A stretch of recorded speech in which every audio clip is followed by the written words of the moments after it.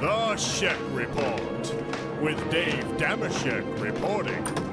Dameshek here. Week 4 is in the book, so let's get right to it. Just remember, players and coaches, don't get angry at me if I call your name. Ultimately, I didn't do this to you. You did this to you. Let it begin! At number 4, let's start with our weekly look at Ryan Fitzpatrick's performance.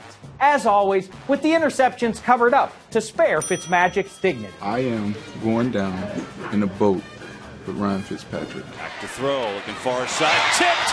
Earl Thomas, is that an interception? Sure looks like it. I'm going down with the ship with him. Fitzpatrick over the middle, intercepted. I'm standing in the ship with him. Pressure comes, he gets decked and nearly intercepted. I am going down in the boat with number 14. Yes, Brandon, it seems you are. At number 3, Bill Belichick. For not doing the fun thing before the Bills game and trading for Geno Smith just for the sake of tormenting Rex Ryan. Speaking of Bill, it continues to strike me as odd. For all his historic levels of success, he's the only NFL coaching legend with no coaching tree. However, he remains a fashion trailblazer. Did you see Dez Bryant on Sunday? Bill and Dez, 2 peas in a pod. You know, they're really very similar human beings. Let me count the ways. They both dress the same.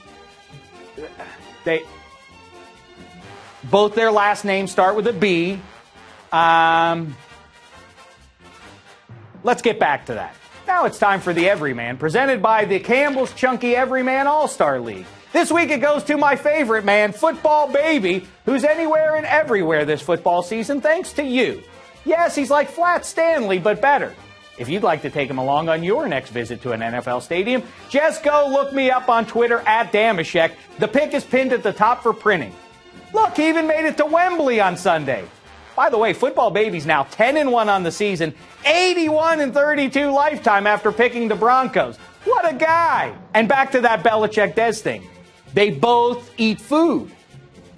Probably. At number 2, a tale of 2 coaches.